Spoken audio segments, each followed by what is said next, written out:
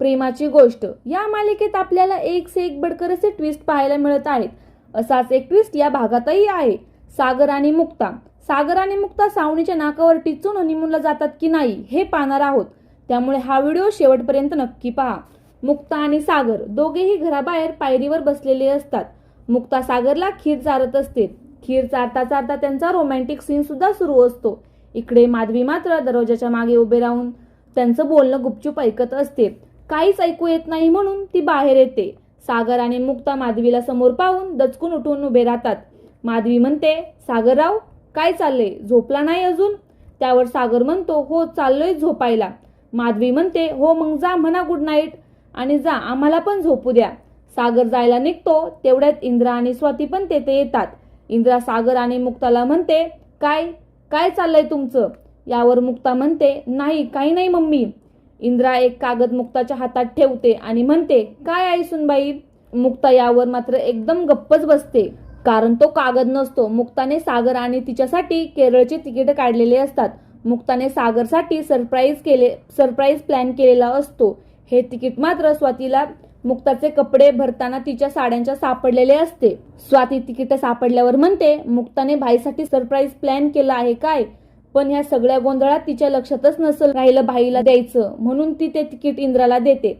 आता इंद्रा त्यांना म्हणत असते, जा तुम्ही फिरायला. मुक्ता मात्र जायला तयार नसते. तिचं मन काही जायला तयार होत नसतं. ती सई आणि आदित्यचा विचार करत असते. इंद्रा म्हणते, तू जा, मी सांभाळते त्या दोघांना. स्वाती पण म्हणते, मुक्ता तू जा, मी पण आहे. माधवी सुद्धा म्हणते, अधूनमधून माझ्याकडे पण येतील ते. तुम्ही जा मुक्ता आणि सागर फिरायला. तरीही मुक्ता काही जायला तयार होत नाही. इंद्रा आता जोरात ओरडून म्हणते, हो मी तुझी सासू सांगते फिरायला जा. इंद्रा म्हणते, बाळा अगं सगळ्यांसाठी करतेस तू सगळं, जरा स्वतःसाठी पण कर. सगळ्यांना जीव लावते, जरा एकमेकांसाठी लावा म्हणून सांगते. जा फिरायला जा तुम्ही. यावर सागर मात्र गालातल्या गालात हसत असतो. तरीही मुक्ता म्हणते, सई आणि आता आदित्य सुद्धा आहे. त्यावर इंद्रा म्हणते, तुझा माझ्यावर विश्वास नाहीये का? यावर मुक्ता म्हणते, नाही म्हणजे माहीत नाही आज मन मला सांग. यावर मुक्ता म्हणते, नाही म्हणजे माहीत नाही आज मन मला सांगते आम्हा दोघांनी इथं असायला हवं. आता यावर इंद्रा म्हणते, काय म्हणतेस? अगं मी म्हणते ना जा तुम्ही. आणि माधवी पण म्हणते. यावर इंद्रा म्हणते, काय म्हणतेस अगं? मी म्हणते ना जा तुम्ही. आणि माधवीला म्हणते, काय अगं 101 वाली ही तुझी पोरगी. मी सासू हिला म्हणते जा फिरायला तर आखडून बसली. इंद्रा म्हणते, आता काय करू, हात जोडू की पाया पडू तुझ्या? माधवी पण मुक्ताला म्हणते, अगं मी पण पाहते सई आणि आदित्यला, तुम्ही जा बिंदास्त जा. माधवी मुक्ताला म्हणत असते, हे बघ मुक्ता तू हुशार आहेस, शहाणी पण आहेस. मी तुला एकच सांगते मुक्ता, आपल्या चांगुलपणाचं दुसऱ्याला ओझं व्हावं इतकं पण चांगलं वागू नये ग.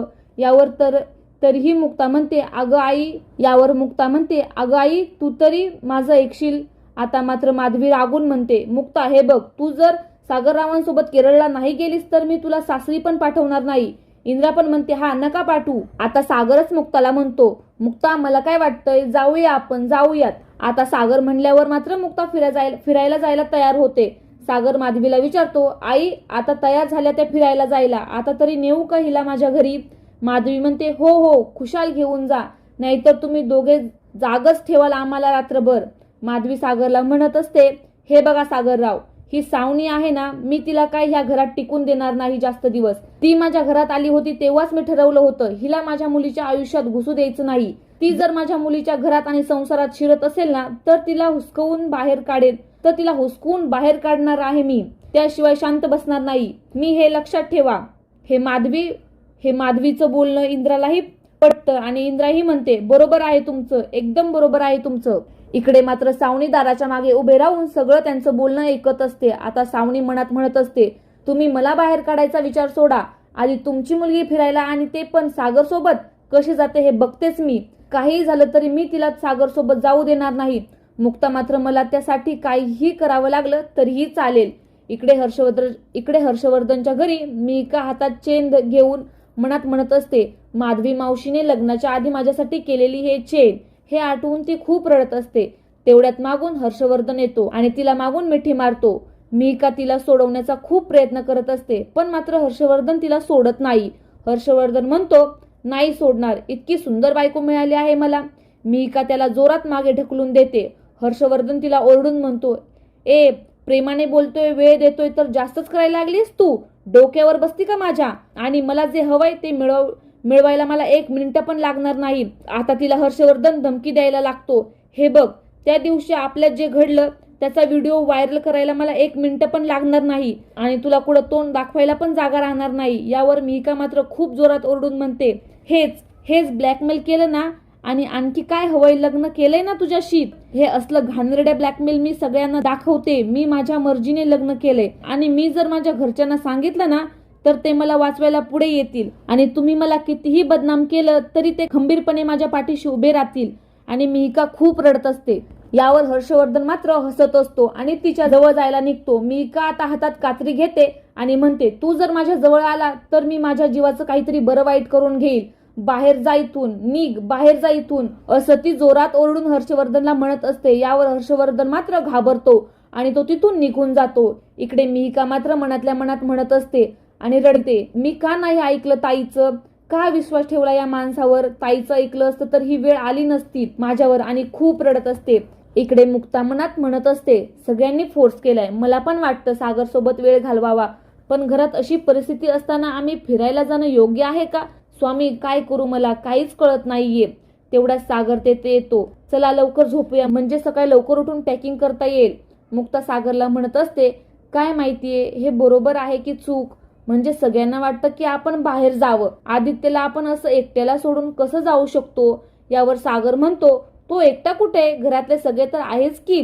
खरंच आहेत की सगळे. लकी त्याला बाहेर घेऊन जाईल. कोमल, स्वाती त्याला खाऊ घालतील. आई तर तुम्हाला माहिती आहे ना किती लाड करते त्याचं. तरीही मुक्ता म्हणते, सईला तरी घेऊन जाऊ ना, तिला किती छान वाटेल. आपल्या दोघांबरोबर येईल. किती दिवस झालं ती पण ट्रिपला गेलीच नाही. यावर सागर म्हणतो, सईला? यावर मुक्ता म्हणते, आता सईला न्यायचं म्हटल्यावर आदित्यला पण घेऊन जाऊ.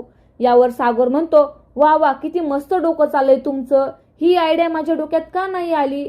आपण एक काम करू, सई, आदित्य, बापू, मम्मी, कोमल, लकी सगळ्यांना घेऊन जाऊ.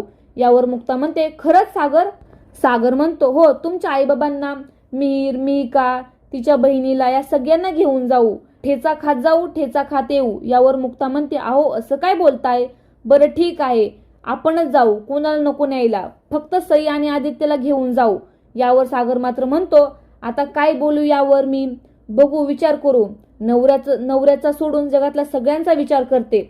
असं बोलून सागर झोपतो. इकडे सकाळी आदित्य झोपेतून उठतो आणि तो खाली गादीला हात लावतो. त्याच्या पॅन्टीला पण हात लावतो आणि म्हणतो, थँक गॉड आज गादी ओली नाही झाली. तेवढ्याच सावनी तेथे येते आणि म्हणते, गुड मॉर्निंग आदित्य. आदित्यही तिला मिठी मारत म्हणतो, गुड मॉर्निंग मम्मा. आदित्य म्हणतो, आजची मॉर्निंग खरंच खूप गोड आहे. सावनी म्हणते, हो का? खरंच? काय स्पेशल आहे का? आदित्य म्हणतो, कारण कालची रात्र खरंच खूप मस्त होती. काल मी पप्पांसोबत खूप एन्जॉय केलं. त्यांच्यासोबत मी खूप गप्पा गोष्टी केल्या. मम्मा, मी काल खूप आईस्क्रीम खाल्ल्या आणि मी आणि सईने तर आईस्क्रीम खाण्याची कॉम्पिटिशनच ठेवली होती. पप्पा म्हणाले तुम्हाला सर्दी होईल, त्यामुळे नाही केली कॉम्पिटिशन. आदित्य म्हणतो, मला काल पप्पांसोबत खूप छान वाटलं. मला असं वाटलं की मी कायम त्यांच्यासोबत राहावं. यावर सावनी मात्र बेड आवरत आदित्यला म्हणते, तुला माहित आहे का याला काय म्हणतात? खायचे आणि दाखवायचे दात वेगळे. आदित्यला तर काही कळत नाही. तो म्हणतो, म्हणजे? सावनी म्हणते, म्हणजे तुझे पप्पा, तुझी इंद्रा आजी, तुझे काका, म्हणजे सगळेच दाखवतात की त्यांचं तुझ्यावर खूप प्रेम आहे, त्यांना तुझी काळजी वाटते, असं फक्त दाखवतात, पण त्यांच्या मनात काहीतरी वेगळं चालू असतं. आता सावनी आदित्यचे कान भरवायला सुरुवात करत असते आणि म्हणते, काल ते पेंटिंगचा ड्रामा मुद्दाम आपल्याला घरातून बाहेर काढण्यासाठी केला होता. नशीब तेथे सागर होता, नाहीतर तू आज या मऊ गादीतून उठला नसता. आपण दोघेही फुटपाथावर उठला असतो. आधी मला माहित आहे ही फक्त सुरुवात आहे. मला वाटतंय अजून त्यांच्याकडे काहीतरी प्लॅन आहेत या घरातून आपल्याला बाहेर काढण्यासाठी. आदित्यही हो म्हणतो. मम्मा काय म्हणते? सावनी म्हणते, हो, पुढच्या 5 दिवसांसाठी मुक्ता आणि सागर बाहेर फिरायला जाणार आहे. मला खात्री आहे ह्या 5 दिवसात आपल्याला घरातून बाहेर काढण्यासाठी काहीतरी प्लॅन करत असतील ही लोक. असं बोलून ती आदित्यचं कान भरवत असते. आता पुढच्या भागात पाहूया सावनी आदित्यला हाताशी धरून मुक्ता आणि सागरला थांबवण्यासाठी काय प्लॅन करते. उद्याचा येणारा व्हिडिओ पाहण्यासाठी आमच्या चॅनलला सबस्क्राईब नक्की करा. हा भाग शेवटपर्यंत पाहिल्याबद्दल धन्यवाद.